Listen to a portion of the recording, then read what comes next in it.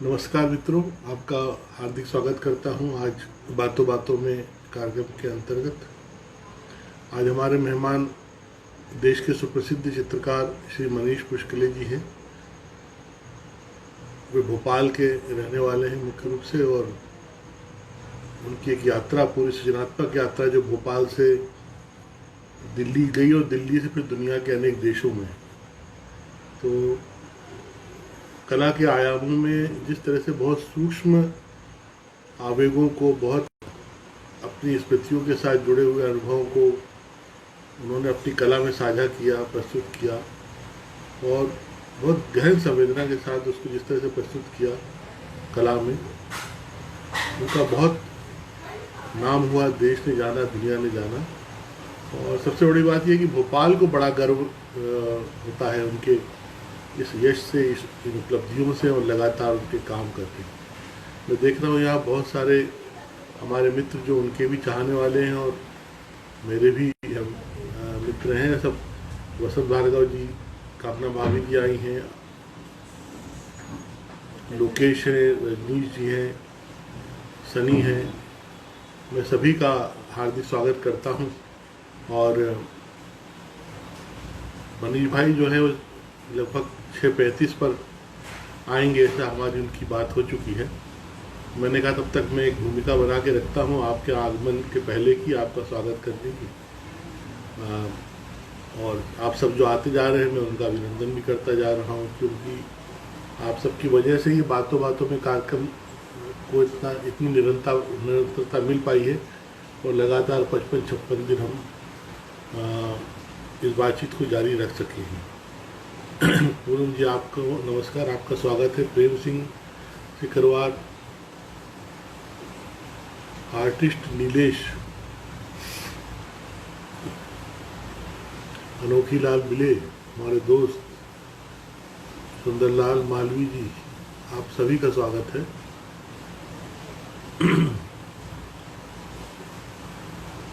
भोपाल का आलम यह है कि बाहर पानी बरसने लगा है। अब पानी इसी तरह बरसा करेगा शाम शाम को। प्रीता जी, आपको भी नमस्कार करता हूँ, आपका स्वागत है। 2 मिनट में बस मनीष भी आते होंगे। सुनीता सिंह जी, आपको नमस्कार, हार्दिक स्वागत। आप सभी जिस तरह से इस कार्यक्रम में प्रतिदिन हौसला अफजाई करते हैं हमारा, उसके लिए मैं बहुत शुक्रगुजार हूँ, आप सबका बहुत आभारी हूँ, क्योंकि बगैर आपके प्रोत्साहन की ये कार्यक्रम नहीं हो सकता था, नहीं चल पाता। इतनी एनर्जी देने वाली, इतनी प्रोत्साहक उपस्थितियों के लिए मैं सचमुच बहुत आभारी हूँ। आने वाले दिनों में थोड़ा सा इसका हम समय बदलेंगे, एक आध सप्ताह बाद 6:30 के बजाय 7 बजे से हम शुरू कर पाया करेंगे, 7 बजे से 8 बजे तक। तो मुझे लगता है वो सब भी आपको स्वीकार होगा, आप सहमत हो जाएंगे, और वो एक अनुकूल समय हो जाएगा 7 से 8। और ये बातचीत, कोशिश यही है कि लगातार जारी रहे। Art by Poonam, art by Poona, ये कुछ आईडी बड़े देर में परिचय दे पाते हैं किनका है। Art by Poona, Poonam, art by Poonam Tiwari ji. Poonam ji, आपका भी स्वागत है।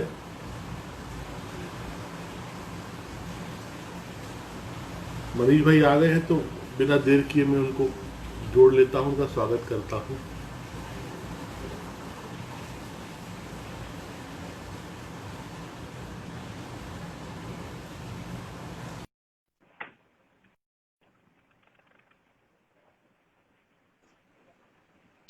नमस्कार सुनील भाई। मनीष भाई नमस्कार, बड़ा अच्छा लग रहा है देखकर, मिलकर। आपको आवाज आ रही है मेरी? हाँ सुनील भाई, मुझे बिल्कुल ठीक आ रही है। आपको मेरी आवाज आ रही है ठीक ठाक? हाँ हाँ, बिल्कुल। ओके। और विजुअली भी बिल्कुल ठीक व्यवस्थित है सब। हम लोग जिस अच्छा तरह से बैठे हैं एक दूसरे को देख सुन पा रहे हैं। और जी। इस बीच हमारे 5 मिनट में काफी मित्र आ गए हैं। जी नमस्कार सभी को। मैं बस अब देख पा रहा हूँ, अवधेश मुझे दिख गए हैं। नमस्कार हाँ हाँ। अवधेश। सभी मित्र वसंत लोग जी हैं, हैं। सभी लोगों से। हाँ, वसंत भार्गव हैं, कामना भाभी जी हैं। जी और जी। लगभग इस बातचीत पे लंबे समय से जो जिनका प्रेरणा जी प्रोत्साहन नमस्कार। मुझे मिलता रहा है, प्रेरणा सुरुचि जी को मोहता है। नमस्कार। जी, बम्बई से हैं, जी गायिका हैं सुरुचि मोहता। सुनीता सिंह जी भोपाल से, प्रीता गडकरी इंदौर भोपाल। इस तरह से कला और कला के बाकी आयाम, क्योंकि आप पेंटिंग के अलावा भी साहित्य और संस्कृति की सभी विधाओं में जिस तरह से आपने बहुत सरल और आत्मीय सेतु बना रखे हैं, तो सभी आपको उस तरह से जानते हैं। और भोपाल को तो आप पर गर्व है ही। तो भी काफी लोग आ गए, तो हम लोग अपनी बातचीत को शुरू करते हैं। हमारे लोक गायक मित्र भी हैं। मान सिंह भोंदिया जी कबीर को गाते हैं, ये देवास से हैं। जी। नमस्कार सुंदरलाल, मान सिंह जी। जी सुना है। हाँ, सुंदरलाल मालवीय जी हैं जो उज्जैन से, माच के बहुत अच्छे कलाकार हैं, वो भी लोक गायक हैं। ये सभी इस समय हमारी बातचीत का हिस्सा है। अभी यह जी भोपाल में तो पानी बरसने लगा। दिल्ली में इस समय पानी नहीं है कि बरस रहा है वहां भी? नहीं, दिल्ली में फिलहाल ऐसा कुछ नहीं है। दिल्ली में अभी हम्म, गर्मी बरस रही है, भरपूर। बड़ी तीव्र, भरपूर। हाँ, यहाँ क्योंकि आप और भोपाल के हो, इसलिए आपको भोपाल की शाम पता है, इस समय दिल्ली का अच्छी सुहानी हो जाती। का कुछ नहीं, आप जानते ही हैं। हाँ बारिश कहीं और होती है, दिल्ली में बारिश नहीं होती लेकिन बाढ़ आती है। हाँ तो हाँ। दिल्ली का क्या? अपना एक ही मिजाज है, उसका थोड़ी रिसेप्टिव है ये सिटी।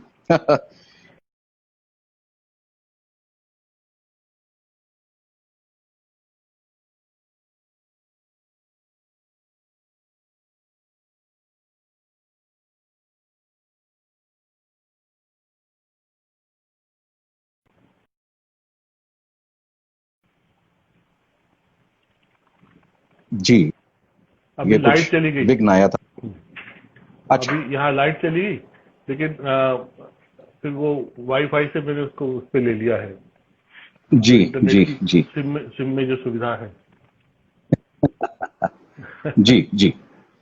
और एक ये सब। फिलिप्स वालों ने एक बल्ब निकाल दिया है, जो जब लाइट चली जाए तो आप उसको लगा दो तो जलता है। तो ये वो इस अच्छा। तरह से मैं हम लोग में वैसा कोई व्यवधान नहीं है, हम लोग बातचीत हाँ कर हाँ। सकते हैं। तो कहाँ से शुरू जी करें? सुनील जी भोपाल से बताएं शुरू कैसे करें? हैं। जी बिल्कुल, मैं जहां से बढ़िया चाहें। हूँ। जी। मैं वही बात कर रहा मित्रों था को कि मैं बता भोपाल दूं, में। मैं हाँ जो दर्शक हैं उनको एक बता दूं कि हमारे सुनील जी जो हैं बहुत पुराने संबंध हैं। और आप स्कूल में मेरे सीनियर रहे हैं, मॉडल स्कूल में। अरे अरे। और कई वर्ष सीनियर रहे हैं, और बात भी बहुत पुरानी है। और ये- आपका वो घर याद है जवाहर चौक पे टीटी नगर वाला, मॉडल स्कूल के पास का सरकारी मकान? हाँ हाँ हाँ। मेरे 15/17 या ऐसा कुछ नंबर होता था। ये बात कर रहा हूं मैं, आई थिंक 85-86 की। हाँ, वो था 36/24। हाँ, मम्मी छत्तीस के बटे नाम से चौबीस मकान था। हाँ, मम्मी जी घर के सामने स्कूल था, उसमें पढ़ाती थी, तो हम बिल्कुल लोग उसी बिल्कुल, में। मुझे बहुत अच्छी बात है याद। और हाँ हाँ मेरी एक बहुत शुरू में जो शुरुआती प्रदर्शनी थी, एक ग्रुप एग्जीबिशन था मध्य प्रदेश कला परिषद में। और हमारे जी भोपाल जी। के मित्र थे अशोक यादव, अशोक चंचल भी वो हाँ लिखते हैं अपना नाम। हाँ हाँ। और मेरी प्रदर्शनी का कवरेज आपने करा था भास्कर के लिए, वो मेरे पास कटिंग आज तक रखी होगी। ये बात हो गई 1990 की। वही मैं कह रहा हूँ, मैं जब आपने मुझे बताया था पहली बार, तो मैं तो अचरज से भर गया था।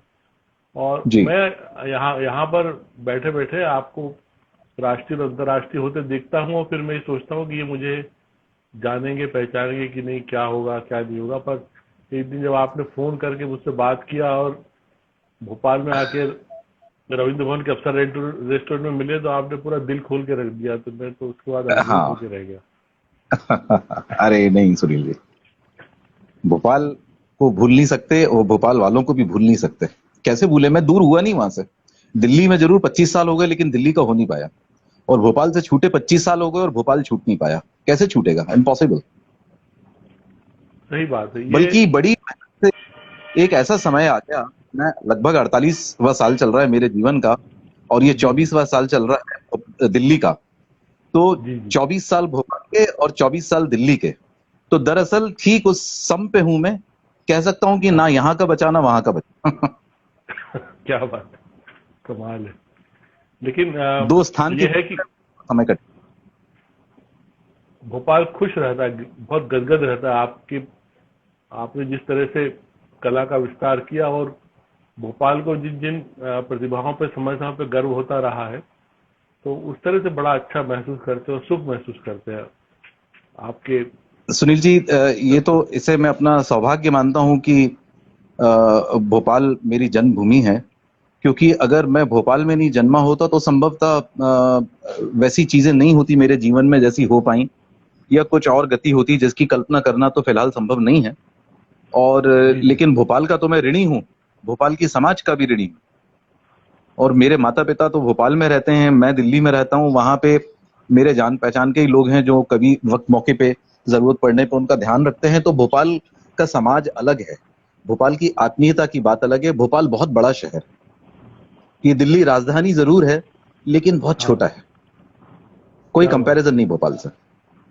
भोपाल भोपाल है हमारा। है। अच्छा, आपने बातचीत में कभी एक बार ऐसी अनौपचारिक रूप से बताया था कि सागर से भी आपका संबंध रहा है, तो जी, ये मेरे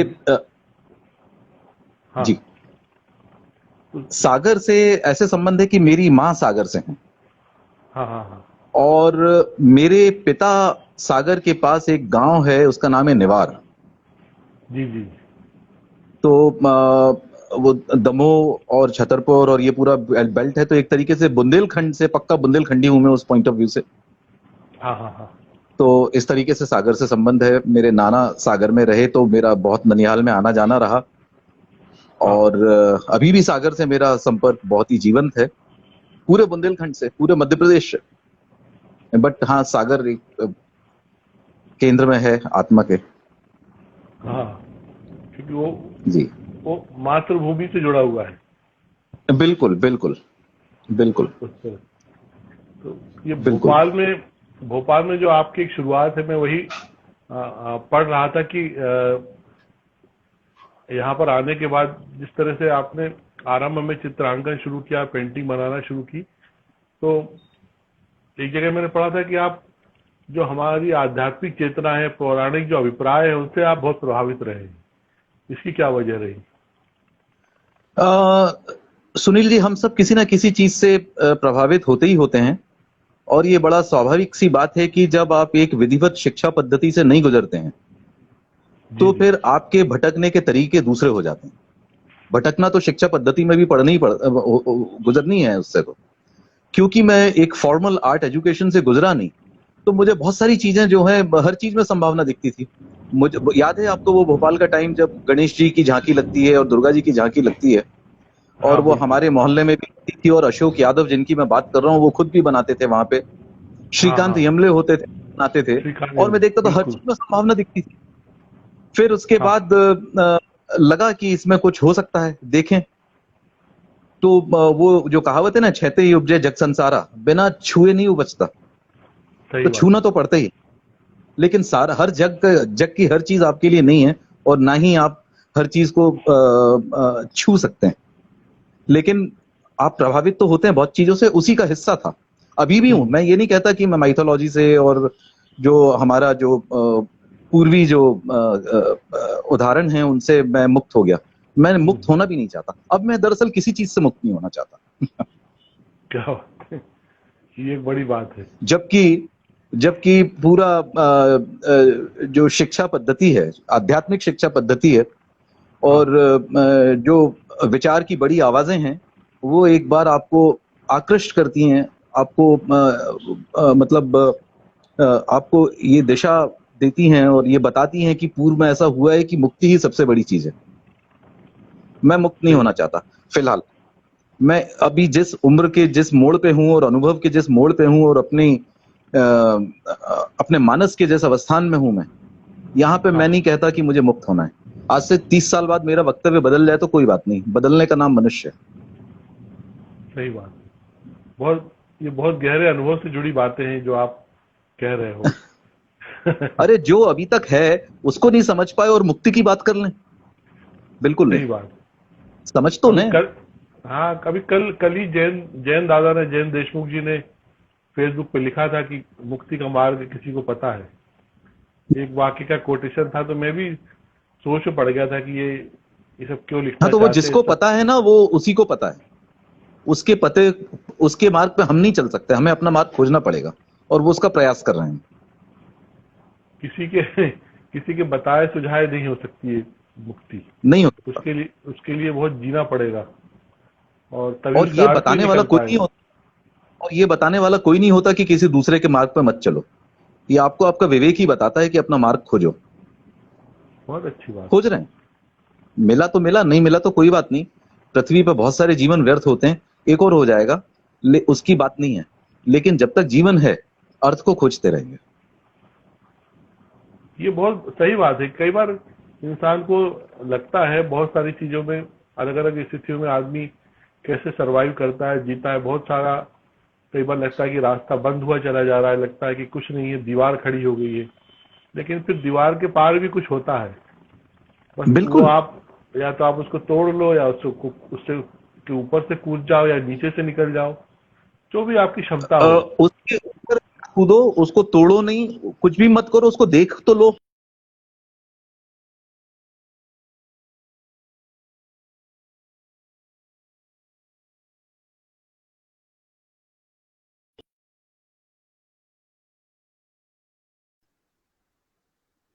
मैं कह रहा हूं देखने से भी दृश्य बदलता है। दीवार को तोड़े नहीं तो कम से कम देख ही लें उसको। देख लें, सही बात है। ये इस समय एक अजीब से दृश्य, परिस्थितियों में पूरा समाज और देश।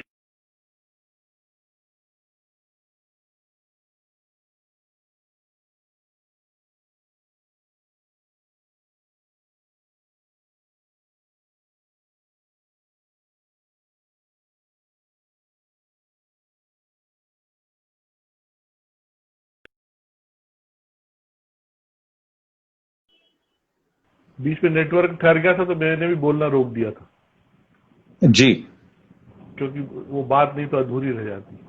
तो जिस मैंने भी सुनना रोक दिया था क्योंकि कुछ सुनाई नहीं दे रहा था। तो वही था कि जो अब दुनिया का, भारत से अलग जो दुनिया के दूसरे देश है, उनकी अपनी एक पूरी अलग संस्कृति और सभ्यता है, लेकिन हमारे देश का कुछ हाल अलग है। और ये बहुत सारे अच्छे बुरे, कड़वे मीठे अनुभव से सीख कर, संघर्ष करके, और ये बना है, फलीभूत हुआ है। यहाँ पर ये जो 2-3 महीने का एक कालखंड आके खड़ा हो गया है, जिसने कितनी तरह से आदमी को अन्य रचनात्मकता में भी जागृत किया, और कहीं कहीं कुछ घटनाएं विषाद भी पैदा कर रही। इन सब में एक कलाकार क्या सोचता है, आप क्या सोचते हो, ये मेरी जानने की इच्छा रहेगी। सुधीर जी, मेरी सोच का संबंध बीमारी से बिल्कुल नहीं है। मैं आपको पूरे विश्वास के साथ ये बात कह रहा हूं। जी। व्हाट आई मीन टू से कि मैं अपनी सोच को प्री कोरोना और पोस्ट कोरोना काल में बांट के नहीं देख सकता। ये बात हाँ, जरूर है कि ये इस समय का अवसाद, इस समय का विषाद, इस समय का जो तनाव है, इस समय की जो स्तब्धता है, इस समय की जो नीरवता है, नीरसता है, ये सब हमारे सामने है। और कम से कम मैंने और मेरे ख्याल से किसी ने भी इतने लंबे स्तर पर ऐसा स्थगन कभी नहीं देखा। वही आप और मैं भोपाल के हैं तो हम कह सकते हैं कि हमने भोपाल गैस त्रासदी के टाइम पे कुछ चीजें देखी, लेकिन वो इसके सामने बिल्कुल। छोटी है। हालांकि त्रासदियों का बहुत छोटी। कंपैरिजन नहीं करना चाहिए, त्रासदियों का हाँ, हाँ, आपस में तुलना नहीं होती। दर्द दर्द होता है, सही बात। लेकिन फिर भी हम दो पक्षों को एक साथ रख के देख सकते हैं, क्योंकि हम दोनों ने उन दोनों को देखा। चाहे वो भोपाल गैस त्रासदी का बिल्कुल समय सही। हो, चाहे वो भी कोरोना का समय हो। Of course there is no comparison, उसमें आपस में कोई तुलनात्मक पक्ष से बात नहीं हो रही है। रही बात मेरे सोचने विचारने की, तो उस पर मेरा कोई बस नहीं है। जैसा कि मैंने शुरू में कहा कि मेरे सोचने विचारने का बीमारी से कोई संबंध नहीं है, इस कोरोना से कोई संबंध नहीं है। उसके पहले भी हम सोच विचार ही रहे थे, अभी भी सोच हाँ, विचार ही रहे हैं, आगे भी वो करेंगे। जब उपलब्धताएं होती हैं तब भी सोचते हैं, और जब सब कुछ वीरान हो जाता है, जैसे कि आज का समय है, तब भी अपने काम में ही और विचार में बिंधे हुए हैं।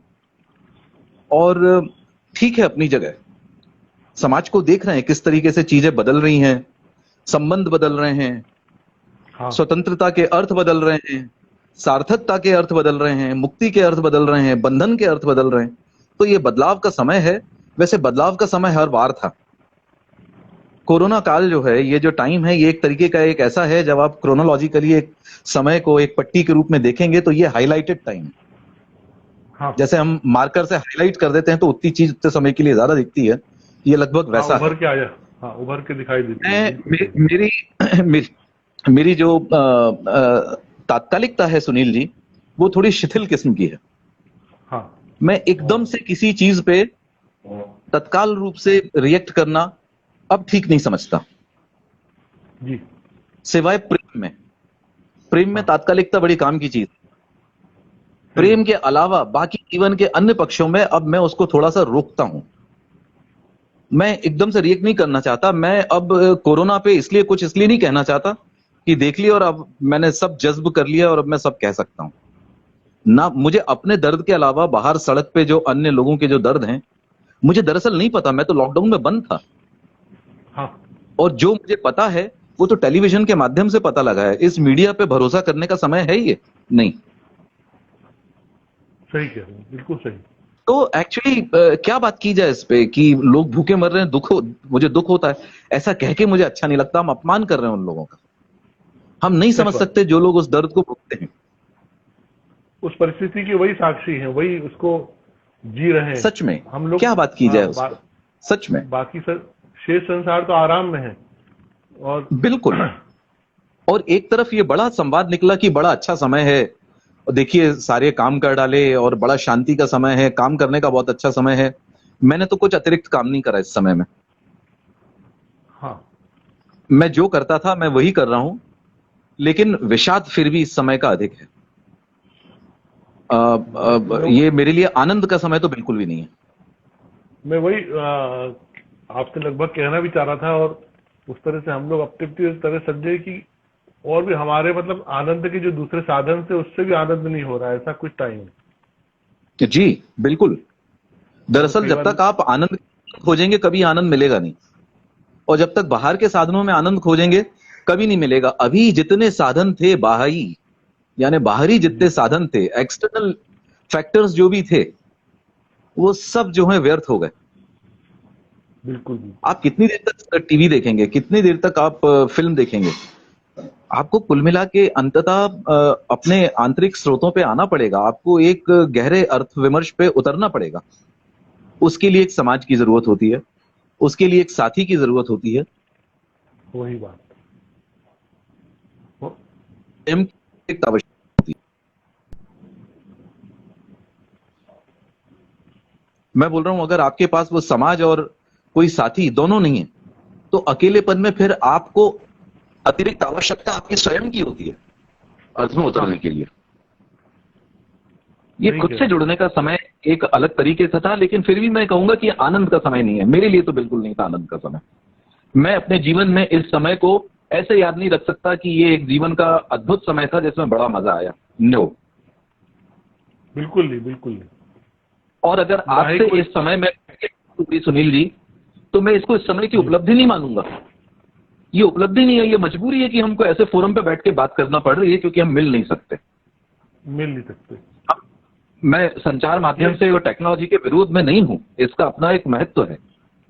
लेकिन जो एक जो परस्परता में एक जो डायरेक्टेडनेस है, एक जो टेंजिबल है, जो आपको मैं देख सकता हूं लेकिन छू नहीं सकता, ये जो मजबूरी है इस पक्ष की, हाँ, ये बड़ी अजीब सी कि जो भी संवाद है वो आपकी वर्चुअल इमेज से है, आपकी एक्चुअल इमेज आपसे वास्तविकता में नहीं है। सही बात है। और एक और मजेदार बात है सुनील जी, कि आपने अगर कोई बात कही, मैं उदाहरण के लिए फेसबुक की बात कर रहा हूं, क्योंकि फेसबुक एक नए अर्थों में प्रकट हुआ है आज के जमाने में। तो आपने सपोज कुछ लिखा, मैंने उसको लाइक नहीं करा तो माने गया कि इग्नोर है, या मैंने उसको उसको कोई चीज को मतलब हर चीज को ऐसा कर दिया गया है कि सिर्फ आपको लाइक ही करने योग्य है वो, क्योंकि उसमें ऑप्शन लाइक का है, उसमें डिसलाइक का नहीं है, उसमें अनलाइक करने का है कि आप उसमें से लाइक को वापस ले सकते हैं, हाँ, लेकिन डिसलाइक का कुछ वो नहीं। ये जो आपस की बातचीत में जो डिसेंट की जो जगह है, आपने कोई हाँ, बात की और मैं असहमत हूं, उससे संबंध थोड़ी ना बिगड़ जाते हैं। हम आपस में बैठ के बात करते हैं, उसकी प्रत्यक्षता में, उसकी छांव में बैठ के संवाद करते हैं, और संवाद की आवाजाही होती है, इसी में होती है। वो आवाजाही इसी खत्म में। हो गई, हाँ, वन हाँ, ये तो है। डायरेक्शनल ट्रैफिक हो गया है जीवन। सही कह रहे हैं। और वो डायरेक्शन जो है आपके आत्म से दूर की दूरी और दूसरी आत्म से विपरीत की। अभी तो तो बल्कि इस रेस में मैं इस रेस में जीतता एक चीज वो है, हाँ, सुनील जी, इस रेस में जीतता वो है जो अपने आत्म से सबसे ज्यादा दूरी पे पहुंच जाता है, वो फर्स्ट आ जाता है। क्या बात है, बिल्कुल सही, बिल्कुल। इधर तो मैं ये भी देख रहा हूँ कि कई बार हमारी बात भी ठीक से कन्वी से नहीं हो पा रही, सबका मानस ऐसा हो गया है। सच में। शायद आप जो कहना चाहते वो उसको समझ नहीं पा रहा सामने वाला। हाँ, बिल्कुल ये बिल्कुल ये एक बड़ा अजीब सा बिल्कुल सामान्यता। बिल्कुल बिल्कुल। अप्रत्यक्षता जो है वो बहुत फल फूल रही है, हम और लोग उसके यहाँ कारण जो अनपेक्षित जो है हाँ, वो उस पे लबालब मस्त हो रहा है। क्या बोलूं। आदमी, हाँ, हाँ, इतना इतना सब एक्स्ट्रा ऑर्डनरी ढंग से भयभीत हुआ जा रहा है इंसान। आप जैसे, आप चूंकि भोपाल और सब, हम आप एक दूसरे के संसार को जानते हैं। ट्राइबल म्यूजियम की पूरी भौगोलिक स्थिति आपने देखी हुई है। जी ऐसा ऐसा वहां पर एक सामूहिकता है जहां हम 4-6 लोग दोपहर में लंच पर बैठ के खाना खाया करते हैं। जी 3 जी साढ़े 3 बजे हम लोग का लंच होता है, जब हम लोग बहुत सारा काम कर चुकते हैं, सबसे अलग टाइम। जी जी। अब वहां आज क्या किया जाए? मुंह बांध के वही बैठा देखिए जाए ये, या देखिए एक स्थान ट्राइबल म्यूजियम है, भारत भवन जैसा एक स्थान जो संवेद अवदान का परिणाम है, हाँ, और वहां पे अब उस सामूहिकता का मतलब वहां पे क्या, कहीं पे भी किसी भी पब्लिक प्लेस पे, तो ये दुखद पक्ष है बहुत ही, वाकई में इट्स वेरी सैड। और हमको मतलब इसको स्वीकारना पड़ेगा कुछ समय के लिए तो, और हम ही को तोड़ना भी पड़ेगा इसको। तो ये है कि वो सारा आनंद एकदम से अजीब से अंदेशी और उस सबसे घिर गया। लेकिन फिर भी हमारे कुछ बहादुर दोस्त हैं तो कहते हैं, बोले ठीक है खाते हैं यार, तो खाना खाते हैं हम लोग साथ में। अच्छी बात है, बिल्कुल होना चाहिए ऐसा। क्योंकि ये वाला जिगरा, ये वाला जिगरा दिल्ली के समाज में नहीं है। वही दिल्ली में बोला जाता है अच्छा बीमार हो, गेट वेल सून, मिलेंगे। हाँ, भोपाल नहीं में कोई अभी तो बीमार होता है तो हम बोलते हैं हम आ रहे हैं। दिस इज द आ रहे ह्यूज हैं। डिफरेंस। महानगर और हमारे जो दूसरे छोटे शहर और ग्रामीण संवेदना है, उसमें ये अंतर है। वो तो है। दिल्ली में बोला जाता है गेट वेल सून, ठीक हो जाइए फिर मिलेंगे। बिल्कुल आप सही। स्वयं बीमार पड़े, ठीक होने की जिम्मेदारी आपकी स्वयं की है। हमने तो ये बहुत बड़ा हमने अंतर है संवेदना में। एक दिन हमने इंस्टाग्राम में देखा था कि वो ऊपर छज्जे पर अनिल कपूर खड़े हैं और नीचे सड़क पे अनुपम खेर, तो आपस जी में बात कर, वो लोग पड़ोसी हैं, तो कह रहे थे कि लॉकडाउन के बाद मिलते हैं। जी। तो मुझे हाँ उससे एग्जैक्टली, हंसी मैंने भी देखा। एग्जैक्टली मुझे मुझे हंसी आया कि अगर इतना पास पड़ोसी कोई रहे तो मतलब वो तो घर मिलने से रोक नहीं पाएगा अपने आप को। हम बिल्कुल। लोग तो नहीं रुक देखिए पाएंगे। बिल्कुल बिल्कुल। तो ये जी एक अलग अलग दुनिया का संकेत है। और मुझे लगता है हर सदी में एक एक घटना दुर्घटना इस तरह की, आप जो वही है कि हम दोनों ने गैस ट्रेजेडी को देखा है। आप लगभग मुझे लगता है कि 16, 17, 18 साल का मैं था, 10, 12 साल के आप रहे होंगे। मैं 10 साल का था। हाँ, और मैं आपको एक चीज बताऊं कि जब बड़ा इंटरेस्टिंग है मेरा, हम क्या होता हाँ, है हाँ, समय को दशकों में देखते हैं। हमारी बिल्कुल जो आदत बिल्कुल। होती है, इस दशक उस दशक फलाना दशक। हाँ, हाँ, तो ये मेरे लिए बड़ा इंटरेस्टिंग पक्ष है कि मेरा जन्म 1973 का है। जी जी। तो मेरा पहला दशक दो बड़ी घटनाओं के बीच में घटता है। एक तरफ हाँ, भारत भवन का होना या प्रकट होना, होना, प्रकट होना। और दूसरी तरफ भोपाल गैस ट्रेजेडी। बिल्कुल सही। तो एक तरफ जीवन का उत्सव और दूसरी तरफ मृत्यु का तांडव। क्या इन बात। दो के बीच में मेरा जीवन का पहला दशक अपना पूरा होता है। ये प्रेरणा जी एक लिख रही है, प्रेरणा श्रीवाली जी ने लिखा है, cruel fact of an indifferent society. जी जी जी, बिल्कुल। अब देखिए, प्रेरणा जी जो हैं वो डांसर हैं, और हाँ जैसा उनसे मेरी बात हो रही थी बीच में, तो जी जी। बात हो रही थी कि एक ऐसे आर्ट फॉर्म्स जिसमें कि मतलब प्रदर्शनकारी कलाएं जो हैं, जहां पे कि हम्म। समाज का एक प्रत्यक्ष संबंध आपका इस कार्यक्रम में बनता है। आप हाँ परफॉर्म कर रहे हैं और सामने एक ऑडियंस बैठी है, तो उनसे बड़ी बात हो रही थी इस बात।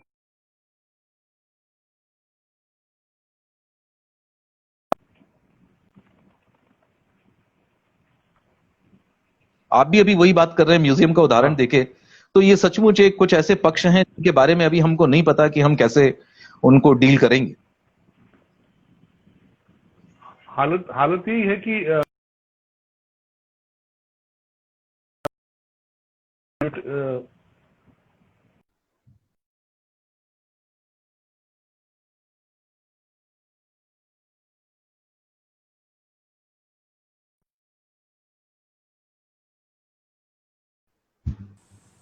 हम लोग कयासों में हैं।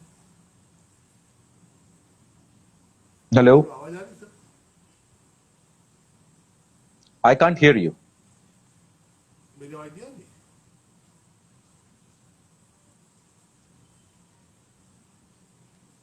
मैं आपको सुन नहीं पा रहा हूं।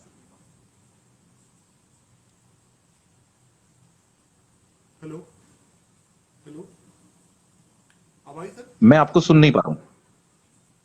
अच्छा अच्छा, मेरे को आवाज, आपकी आवाज सुनाई दे रही है। आप थोड़ा तेज बोलें। अच्छा, अभी अभी सुन पा रहे हैं? बहुत अभी सुन पा मध्यम रहे हैं? आवाज आ रही है, बहुत धीमी, अच्छा अच्छा, एक मिनट गायब। I can't hear you. एक मिनट। अब आ रही है? अब आ रही है? और ऊपर? मैं सुन नहीं पा रहा हूं हेलो, आपको, एक मिनट। और आपका वीडियो भी अब आ पॉज हो रही रहा है है। सर?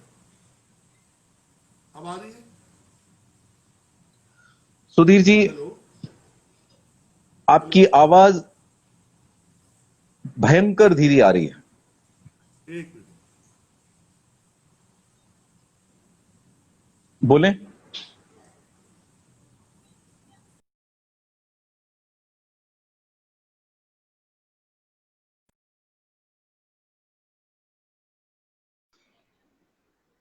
हेलो जी, हेलो, हाँ हाँ, जी जी, सुन पा रहा हूं। हाँ।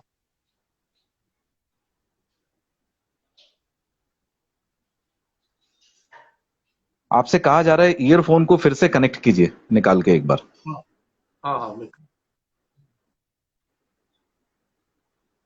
जी हेलो। जी जी, बोलें।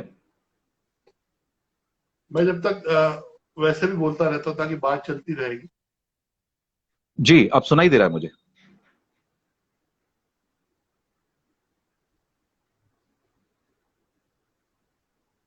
जी, अब आ मैं रही सुन पा सर? रहा हूं आपको। अब आ रही? बिल्कुल बिल्कुल, अब आ रही? बढ़िया। हाँ हाँ। तो ये वो दशक वाली बात हो रही थी कि कैसे उस पूरे समय को देखा जिसमें एक तरफ एक हाहाकार करती दुर्घटना, दूसरी तरफ एक सांस्कृतिक उत्थान की एक बीजारोपण हुआ भारत भवन के रूप में। जी तो वो हाँ, एक तो अनुभव ये आप मेरे लिए बता। बहुत बड़ी घटना थी। मेरे लिए जी जी। बहुत बड़ी घटना थी। मतलब मेरा जो बिल्कुल एक जो जीवन का जो फॉर्मेटिव पीरियड है, उसके जो पहला दशक है, उसको वो दशक एक दो ब्रैकेट अगर उसको देखें, तो एक तरफ एक कोष्टक जीवन के उत्सव का है, दूसरी तरफ कोष्टक जो है वो एक हाँ तांडव से बंद होता है। तो ये मेरे लिए एक बड़ा इंटरेस्टिंग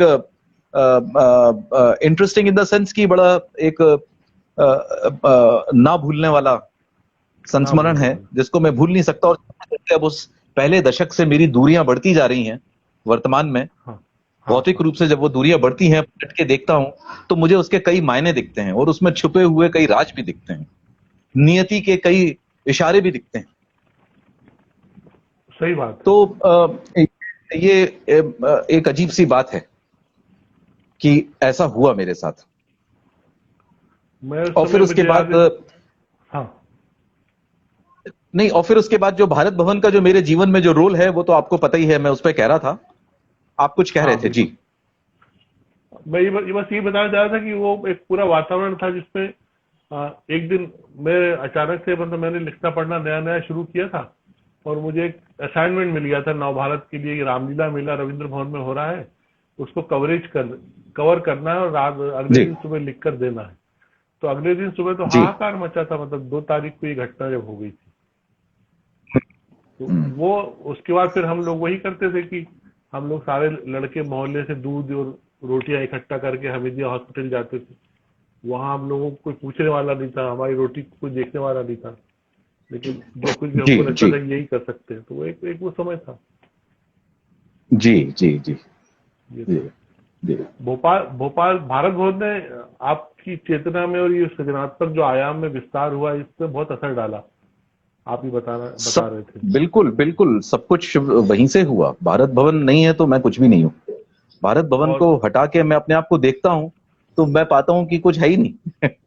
और बड़ा सौभाग्यशाली मानता हूं मैं कि भारत भवन की हाँ, भूमिका इतनी बड़ी और इतनी केंद्रीय है कि, और बिल्कुल। इतनी ज्यादा उसकी प्रधानता है। तो वो हाँ, तो भारत भवन नहीं है तो फिर क्या है? कुछ भी नहीं है, हम कुछ भी नहीं। और आप वहां पर मंदिर है वो मेरे लिए। सभी विधाओं में रुचि लेते थे। आप नाटक देखते थे, आप संगीत के कार्यक्रम सुनते थे, बातचीत विमर्श सभी में विधाओं में रुचि नहीं कह सकते हैं, सभी विधाओं में रुचि जागी। जागी। लेने के लिए हमारे पास कुछ नहीं था सिवाय इच्छा के और कुछ जिज्ञासा के हाँ, हाँ, और एक अजीब से तर्क के कि यहां आके अच्छा लगता है। क्या अच्छा लगता है कुछ भी नहीं पता था। उस समय नहीं पता था। कुछ भी नहीं था क्या? सही बात। कुछ भी नहीं था हमारे पास।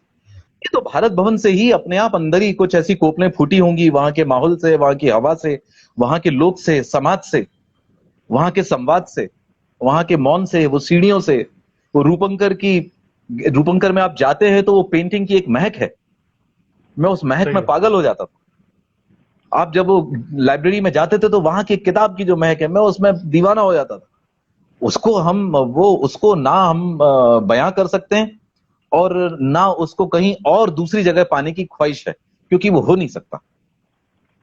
मैं अभी सही भी बात। जाता हूं तो मुझे वो गंध, वो जो गमक है, वो मुझे अभी भी खींचता है। और भारत भवन की धमक जो है वो अभी भी अंदर बनी हुई है बराबर, और बनी रहेगी जीवन पर्यंत। मैं भारत भवन का सबसे बड़ा ऋणी हूं। ये बात तो है। मेरी भी नौकरी सर वहीं से शुरू हुई थी। जी वहीं वहीं जी मैंने लिखना पढ़ना सीखा। अशोक जी की जी डांट खाई कि जी अरे तुम बोले चलते कार्यक्रम में तुम लोग बातें बहुत करते हो, बोले हम भगा देंगे बाहर। जी जी उस समय नए नए से ज्यादा समझ में आता नहीं था। मेरे जी साथ जी एक जी साथी मेरा अभिनव तेलंग आता था, उसकी बात गूंजती थी जब वो कुछ बोलता था। जी तो बार बार इशारे जी से चुप कराते थे। तो ब्रेक में बाहर जी। निकल के इतने समय कहते थे, बोले आप लोग बहुत ज्यादा बात करते हो, बोले अंदर मैं तो मजाक मजाक में कहता हूं यहाँ पे अपने मित्रों से कि हाँ, मैं जब भारत भवन में सक्रिय हुआ थोड़ा बहुत अपने तरीके से, हालांकि हाँ, मेरी हाँ, सक्रियता बहुत ही छोटे स्तर की थी और बहुत ही व्यक्तिगत स्तर की थी, लेकिन जब मैं भारत जी, भवन में सक्रिय हुआ अपने तरीके से, या सक्रिय जी, हो रहा था अंदर ही अंदर, हाँ, तो हाँ, वो हाँ। भारत भवन का वो समय था जब वो लगभग ठंडा होना शुरू हो गया था। तो मैं ये कहता हूं हाँ, दिल्ली में, ये देखो, ये भारत भवन का ठंडा तवा भी कमाल करता है। अगर पूरा तपा हुआ मिल गया होता ना तो तुम लोग सह नहीं पाते। तो क्या बात है वो। ये ठंडे बात सही तवे है। के परिणाम है हमारा हाँ, ठंडा तवा, बहुत कमाल का है। I am proud of it. हाँ, लेकिन आप उसी की ऊष्मा से फिर आगे दिल्ली की तरफ बढ़ बिल्कुल। गए। हाँ, वो एक गति मुझे संयोग से मिल गई और वो हाँ, हाँ। जीवन में बहुत बड़ा एक टर्न आया कि हम्म। दिल्ली आना हो गया। और क्या बात। दिल्ली आके अच्छा रहा उसके कारण। आप क्या होता है कि अपरिचितों के बीच में आना बहुत जरूरी है। हाँ, हम अपरिचितता से बहुत घबराते हैं, हम हमेशा परिचितों के बीच में घिरे रहना चाहते हैं। बिल्कुल बात सही। और मानवीय मैं कमजोरी। जब आया तो पीढ़ी का पहला था मेरे बाद जी। जो है फिर पूरा बहुत बड़ा एक माहौल ही बन गया यहाँ पे मध्य प्रदेश का। आई वाज द हाँ फर्स्ट हाँ। वन। और मैं जब आया तो वो जो अपरिचितता जो थी और वो अबोधता जो थी, वो यहाँ की चाल चलन, प्रचलन, रवायतों, रिश्तों को लेके जो कुछ भी नहीं पता होना जो था, वो बड़ा कीमती था। सही। और मुझे याद है कि उन संगठनों को रोमांटिसाइज नहीं कर रहा हूँ, लेकिन जी। ऐसा नहीं बताना चाहता, संघर्ष करता है। हम जो हमारे पहले यहाँ पे थे वो भी करते ही थे, और भोपाल में भी हाँ मध्य प्रदेश के हमारे मेरे जो सीनियर्स हैं उनने भी सबने संघर्ष हाँ। करा। तो संघर्ष तो करना ही करना है, संघर्ष से बच के आप कैसे निकल सकते हैं। लेकिन सही भोपाल बात। से आना मेरे लिए अच्छा रहा। और एक और सौभाग्य मुझे मिल गया कि मैं यहाँ पे आके मैंने जब राष्ट्रीय संग्रहालय ज्वाइन करा, जी। क्योंकि मेरी कोई विधिवत शिक्षा तो कला में हुई नहीं थी। मैं तो भोपाल में एमबीएम कॉलेज में भूगोल शास्त्र का विद्यार्थी था, और भारत भवन में काम करता रहता था कम्युनिटी वर्कशॉप में अपने ग्राफिक्स में। और हाँ शाम हाँ। को उसके वहां पे कोई कार्यक्रम देखे, वहां के लोगों से मिलना, बस यही एक जीवन का उद्देश्य बन गया था। लेकिन एक मौका सही आया है। जब निकलने का मिला, और मैंने जब यहाँ हाँ आके एक दूसरी पढ़ाई की अबाउट रेस्टोरेशन एंड कंजर्वेशन, संरक्षण का जी जी। काम और संवर्धन का काम, चित्रकला में और मतलब कला में। बिल्कुल। तो उससे मुझे बहुत ही फर्क पड़ा। और वहां पे आके क्योंकि ये जो पूरा विज्ञान है, ये कला में जो आप पदार्थों का जो उपयोग करते हैं, सामग्री का जो हाँ उपयोग करते हैं, बिल्कुल। उसका प्रचलन कैसा होता है, उसकी प्रॉपर्टीज कैसी होती हैं, उसके चलन क्या होते हैं, उसकी तकलीफें क्या होती हैं, उसकी मुश्किल क्या है, उसकी चुनौतियां क्या होंगी। कंजर्वेशन का काम ये भी है कि ये पदार्थ भविष्य में कैसे बिहेव करेगा। क्या बात। बहुत ही विज्ञान परक विषय है वो, और बहुत ही हाँ हाँ फिजिक्स और बिल्कुल। केमिस्ट्री का संबंध है एक साथ ही। I enjoyed it. तो मटेरियल को लेके जो एक सेंसिबिलिटी है वो मेरी दिल्ली में आके वहां पे हम्म। और वो मेरे बड़े काम आई मेरे काम में। तो दिल्ली से जी जी। आपको हर स्थान कुछ ना कुछ देता है। सही फिर बात। उसके बाद कोर्स को करने के बाद मुझे एक नौकरी मिल गई, जो जी जी। 178 रुपए दिन की नौकरी थी, मजदूर की। जी जी। जी। आर्कियोलॉजिकल सर्वे ऑफ इंडिया के जो प्रोजेक्ट्स होते थे एक्सकेवेशन के और कंजर्वेशन के, तो उसमें हाँ मैं पहले काम करा। लाल किले की दीवाने खास में आप जाएंगे तो उसकी सीलिंग पूरी लकड़ी की है, और वो सोने के पत्ते से काम किया हुआ उस पे। तो वहां जी पे जी। एक मजदूर की हैसियत से मुझे काम मिला, क्योंकि मुझे एक्सपर्ट नहीं माना जाता था। मेरा कंजर्वेशन का हाँ। कोर्स उस समय पूरा नहीं हुआ था। लेकिन भाई साहब, 170 दिन बहुत बड़ी चीज होती है हाँ। जब जरूरत होती है पैसे की। तो मैं तो कूद गया, और वो स्कैफ फोल्ड पे बंदर का जैसा चढ़ता था मैं 70 फीट पे, और दिन भर क्या काम बात। करता था। और उसके बाद बागोर की हवेली उदयपुर में काम करा, फिर नॉर्थ हाँ ब्लॉक, हाँ। South block, eastern zone, western zone, Shastri भवन, प्राइम मिनिस्टर हाउस, सब जगह काम करा। उससे मुझे बहुत फायदा, मैंने लगभग 5 साल जो है आर्कियोलॉजिकल सर्वे ऑफ इंडिया के बहुत सारे प्रोजेक्ट्स में काम करा, हाँ और उससे मुझे बहुत बहुत कुछ सीखने को मिला। बहुत कुछ सीखने को मिला। I am very thankful to that time. That was, क्योंकि मेरा, जैसा मैंने कहा आपको कि फाइन आर्ट कॉलेज में वैसे जाना नहीं हुआ, तो मेरी शिक्षा हाँ। पद्धति जो है वो, मैं शिक्षित नहीं हुआ, मैं दीक्षित हुआ। सही कह रहे हैं, बिल्कुल ठीक। ये इस तो तरह के अनुभव तो आई am very happy with my अशिक्षित आइडेंटिटी। हम दीक्षित हैं। यहाँ पूनम अरोरा ने लिखा है कि आप लेखक कैसे बने, लिखने पढ़ने के क्षेत्र में कैसे पूनम आ जी गए, इसके नमस्कार। बारे में बताइए। लिखने की शुरुआत जो है छुटपुट जैसी सबकी होती है वैसे ही हुई। उसमें निश्चित ही माहौल का योगदान था, और हाँ हाँ। इर्द गिर्द मित्र थे, अखिलेश जी थे जो लिखते भी थे, चित्र भी बनाते थे, तो वो हम सबके लिए बहुत बड़ी प्रेरणा है। जी जी। तो वहां से एक प्रेरणा मिली। रजा साहब को देखा मैंने, उनका लिखने को लेके, साहित्य को लेके एक हाँ विशेष अनुराग। फिर धीरे धीरे करके ऐसा माहौल बन गया, ऐसे समाज में हम आ गए जहां पे लिखना हाँ पढ़ना प्रधान था। इच्छा तो थी, मैं पढ़ने लिखने में गधा जरूर था, लेकिन बेवकूफ नहीं था। हाँ। मैं कक्षा में मेरे नंबर अव्वल नहीं आते थे, लेकिन मतलब मैं मेधावी छात्र नहीं था, लेकिन अच्छा छात्र जरूर था। हाँ, ये मेरे साथ भी रहा सर। तो मैं मैं जो है, पहला। मैं शुरू में पढ़ा लिखा नहीं, पढ़ने लिखने का जो मेरा मामला है ये समय के साथ जवान हुआ और अब हाँ। अपने चरम पे है। और तो लिखना पढ़ना ऐसे शुरू हुआ। फिर उसके बाद ऐसे संयोग, देखिए समाज, आप जिस समाज में उठते बैठते हैं वो आपको बहुत बनाती है। आप हाँ, दरअसल, आप जिनके बीच में उठते बैठते हैं आप उन्हीं के पार्श बन जाते हैं। सही बात। आपका व्यक्तित्व जो है वो बता देता है कि आपका समाज कैसा है। अगर आप एक समृद्ध समाज को बिलोंग करते हैं तो आपके पार्श में भी वो समृद्धि झलकेगी झलकेगी। एकदम मुझे सही बहुत कह ही रहे गहरा समय मिला है, बहुत ही निकट सानिध्य मिला है कृष्ण बलदेव वैद का। हैं। जी। और बहुत। वहां फिर अशोक जी हैं। हाँ, कितने हाँ। मतलब देखिए और फिर हम ये ना भूलें कि पृष्ठभूमि भारत भवन की है, जहां पे वही वही। शब्द और रूप एक हाँ, साथ हाँ। रहता है एक साथ रहता है, बिना बिल्कुल आपस ठीक में है। तनाव के। ये बहुत बड़ी चीज है। वो हम तो स्वामीनाथन को कैसे भूल पे। कलाओं का तो जो लोकतंत्र है वो जो स्थापित किया वो। पूनम जी, आपके प्रश्न का जवाब है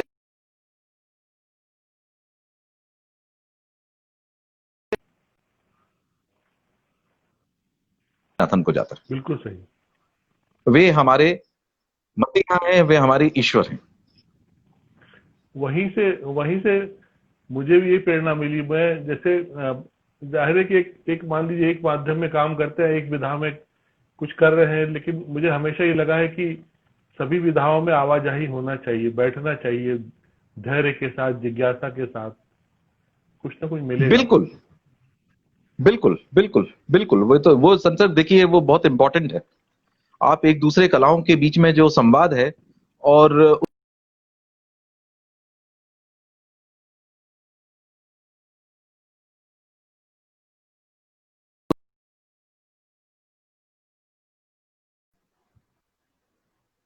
मैं बोल रहा हूं कि ये जो इंटर आर्ट डिस्कोर्स जो होता है, जी, जी।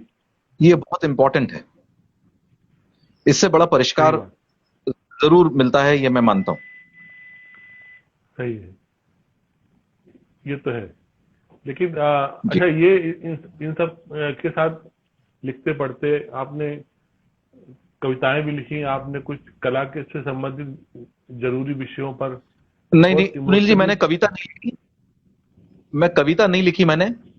मैं कविता लिखने का बहुत ही व्यक्तिगत स्तर पर प्रयास करता जरूर रहता हूं, पर ना मैंने कविता लिखी है और ना ही मेरी कोई कविता संग्रह छपा है। मेरी एक किताब हाँ, जरूर है जिसको कविता तुल्य माना जाता है, ऐसे मित्र लोग बोलते हैं, और उसका नाम है सफेद साखी। तो उसमें जो हाँ, लिखा है वो मैंने है, लेकिन उसमें जो काव्यात्मक उसका पक्ष है, उसमें जो कविता है, उसकी हाँ, जिम्मेदारी पूरी पूरी मैं पीयूष दत्तिया के कंधे पे डालता हूं, क्योंकि वो नहीं होते तो वो किताब नहीं हाँ, हाँ, होती। हाँ। क्या तो बात। ये तो संवेद अभियान का मामला हो गया फिर से, कि हाँ, मेरे जीवन में ऐसा बहुत हुआ है कि मेरे जीवन में बहुत कुछ दूसरों ने करा, और उसका जो प्रमाण है वो मैं बन गया, और उसका प्रभाव जो है वो मुझे मिल गया, उसका प्रताप भी मुझे मिल गया, और उसका प्रसाद भी मुझे मिल गया। करके कोई और गया था।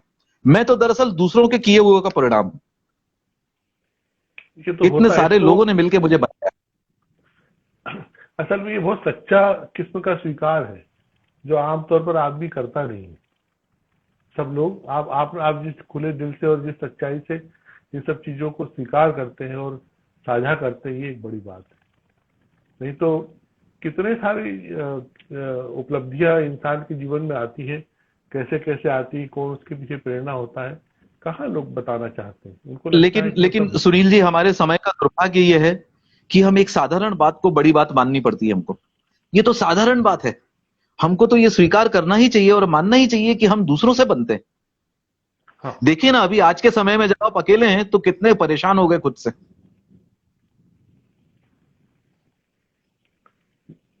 मैं वही महसूस करता हूँ कि जैसे हमेशा कहने में आता है कि एक व्यक्ति ऐसा रहा है जिसके ने 200-250 लोगों की नौकरी के आदेश पर हस्ताक्षर है। जी। मेरे पास वो आदेश मेरे पास भी है। जी जी और जी वो चाहे भोपाल रहे चाहे दिल्ली रहे, वो हमेशा उसी तरह से पूज्य है। जी। उनसे बात करने में भी डर बिल्कुल लगता है, लेकिन उसके बाद भी जो श्रद्धा है वो कम नहीं हो सकती। बिल्कुल बिल्कुल। देखिए ये सब जितने भी लोग थे, ये मेरा सौभाग्य है कि मुझे कुछ ऐसे लोगों का सानिध्य अपने जीवन के उस शुरुआती दौर में मिल गया, जो इतने बड़े थे कि अगर उस सानिध्य में रह के अगर उसका प्रभाव आप पे ना पड़े, तो कहीं ना कहीं हमारे चरित्र में ही कोई चारित्रिक खोट है। इतने बड़े तो लोग हैं, और चाहे वो वैद साहब हो, चाहे वो अशोक जी हो, चाहे वो निर्मल जी हो, हाँ इतने हाँ, सारे लोग, रजा साहब हैं, इतना बड़ा आकाश मिला है, भारत भवन का एक समग्र ऐसा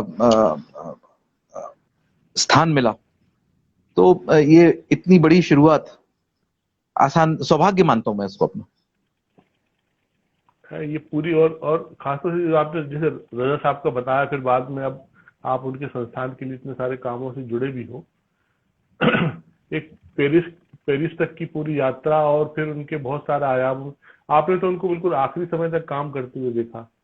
एक इतना जी महान कलाकार जो अभी पूरे जीते जी आखिरी समय तक अपनी जन्मभूमि से, अपने गांव से, अपने प्राइमरी स्कूल से किस किस संवेदना के साथ जुड़ा। वो दुनिया दुनिया का आदमी है, लेकिन जी। उसका आत्मा एक पंछी है छोटा सा उसमें जो। देखिए सुनील जी, इस पे मैंने बहुत विचार करा। रजा के संदर्भ में अपनी जन्मभूमि और अपनी मातृभूमि और अपना देश, इसको लेके जो एक केंद्रीयता है, एक अलग किस्म का जो देशभक्ति का भाव है, हाँ वो आपके और मेरे भाव से थोड़ा अलग है। और ऐसा क्यों है, इस पे मैंने बहुत विचार किया, और मैंने पाया कि हम्म, उन्होंने अपना अधिकांश जीवन विदेश में जिया है। और हाँ ये विदेश वो समय का विदेश है जो आज का विदेश नहीं है। आज तो आप जहां पे 10 घंटे में पहुंच जाते हैं, आप फोन पे और तमाम तरीके से जुड़े रहते हैं। आज तो दूरियों का कोई अर्थ नहीं बचा।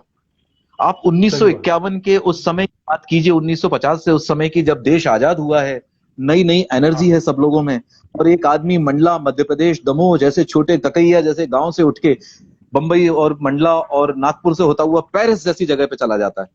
चला जाता है। पेरिस उस जमाने में 50 के, जब न्यूयॉर्क उतना चरम पे नहीं था जैसे फ्रांस था। पेरिस की हाँ एक अपनी आभा मंडल और एक अपना उसका प्रलोभन था। और सही। ऐसी जगह जाता है रजा, जहां पे भाषा भी आपकी वो नहीं है जो अंग्रेजी है। अंग्रेजी हम हिंदुस्तानियों को थोड़ी बहुत तो आती है, रजा तो भाषा में वैसे ही बड़े निपुण रहे हैं, हमेशा भाषा को लेके वो बहुत ही संजीदा रहे हैं हमेशा से। फ्रांसीसी भी वो जैसी बोलते थे, उनकी फ्रांसीसी को सुन के फ्रांसीसी लोग जो है वो दांतों तले उंगलियां दबा लेते थे। तो ये तो सही। उनका। लेकिन मैं ये कह रहा हूं कि जो देश को और स्थान को लेके रजा का जो विशेष आग्रह है पूरे विमर्श में, हाँ उसके हाँ, पीछे दूरी ने बहुत गहरा काम करा है। सुनील जी, आप सही। और मैं, हमारी हाँ, मीडियोक्रिटी ये है कि हम बिना दूर गए अपनी जमीन से, अपने विमर्श से, अपने मूल्यों से, अपने भूगोल से दूर हो गए, और रजा लिटरली दूर जाके उसके भीतर बने रहे। भीतर बने रहे। बहुत बड़ी बात है। तो हम लोग एक्चुअली बहुत छोटे लोग हैं। हम जितने आधुनिक काल में,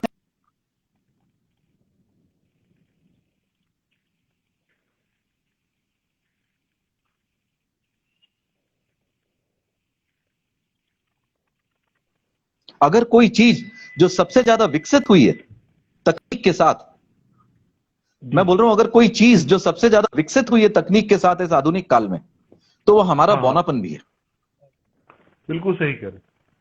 बहुत हमारा बहुत चारित्रिक तेजी बौनापन। तेजी से एक्सपोज होना शुरू हुए। प्रेरणा जी मुझसे पूछ रही हैं कि जब रंग और ब्रश के साथ होते हैं हाँ तो क्या सोचते हैं। प्रेरणा जी, हाँ, मैं एक बार कहना आप चाहूंगा कि जब तक मैं सोचता हूं, जब तक वो रंग और ब्रश दोनों का कोई अर्थ मेरे लिए नहीं होता। जैसे ही वो सोचना बंद हो जाता है, वो अपने प्रभाव में आ जाते हैं। अच्छा, इनको हिचकी आई जयंत देशमुख को, अभी भी ज्वाइन हुए हैं, मैं इनका जिक्र कर रहा जयंत जी नमस्कार। था। जयंत दादा, जयंत दादा को जी को बताएंगे बहुत हम। बहुत हाँ, कल आप मुक्ति का अर्थ पूछ रहे थे, ये मनीष भाई बताएंगे क्या अर्थ है मुक्ति का। नहीं नहीं, मैंने आपको मुक्ति का अर्थ नहीं बताया। मैंने बोला बिना मुक्त हुए मैं उसका अर्थ नहीं बता सकता। हाँ इसके नहीं, पहले मुक्ति इनको की जो भी बात करूं, सूचना होगी सुधीर जी, सुनील सुनील जी, वो सूचना होगी। समस्या यही है सूचना को ज्ञान मानते हैं। तो जयंत सर, मैं ये कहना चाहूंगा कि मैं आपको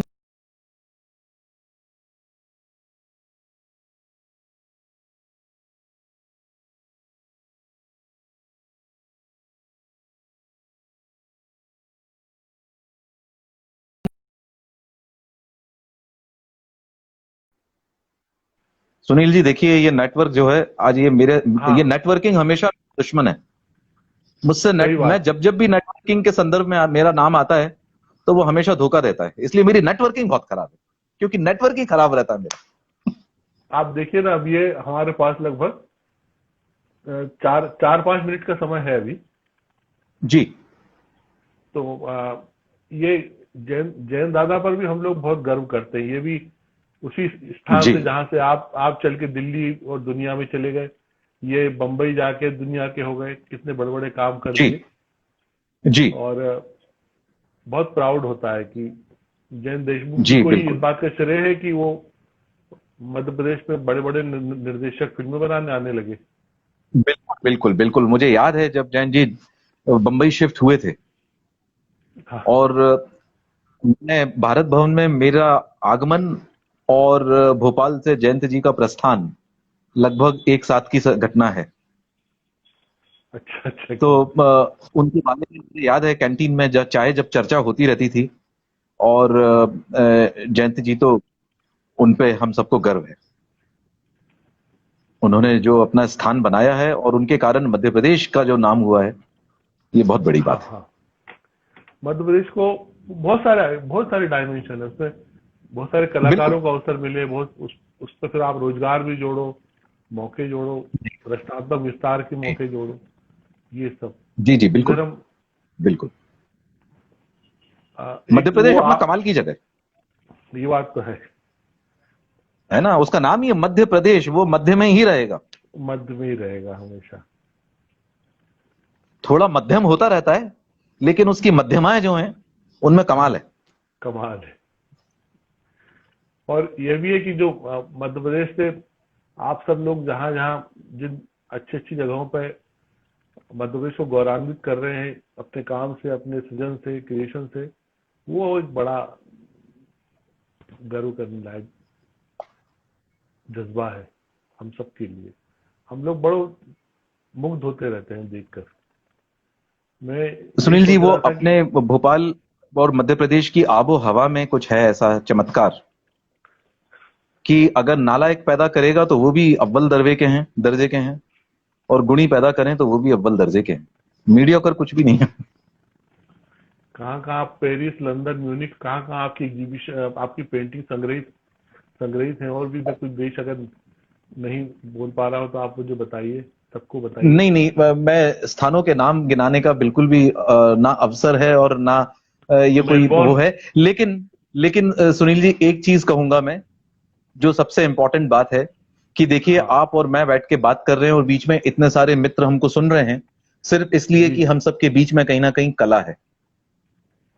और मैं सिर्फ इतना ही चाहता हूं कि जीवन में वो प्रधानता जो है, प्राथमिकता वो कला की बनी रहे। बाकी सब चीजें, लंदन, पेरिस, अमेरिका, इसका कोई अर्थ नहीं है। सब देख लिया, सब घूम लिया, घूम फिर के अपन जहां हैं, जहां पे मन में शांति मिले, जो चाहे वो कर सके, ये स्वतंत्रता बनी रहे, इससे बड़ी चीज कुछ नहीं है।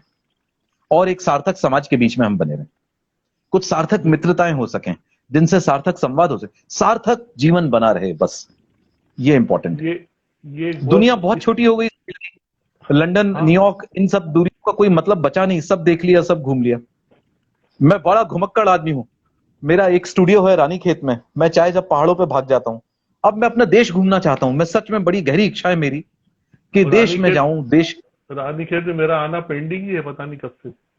जी मैं हाँ, मैं कल बिल्कुल। मैं कल आपने कई बार कहा, मैं कल्पना करता रह जाता हूँ। वो तो मैंने जो पिछली बार गाना गाया था, अभी भी वही कहूंगा कि मेरा दर खुला है, खुला ही रहेगा। आपने हमेशा कहा है कि मेरे जैसा आतिथ्य कोई नहीं है। मेरी मेहमान नवाजी की लोग बिल्कुल, चर्चा करते अभी भी कहता हूं, मेरा वो पतन नहीं हुआ मेरे आतिथ्य का। हैं। क्या बात। मेरे बहुत सुंदर। आतिथ्य की चर्चा और तारीफ करते हैं लोग, and I am proud of it. पूरे दिल से करता हूं मैं, मजा आता है मुझे। दूसरों से इतना मिला है सुनील जी, हाँ मुझे लगता है सेलिब्रेट कर सबको। सही बात है।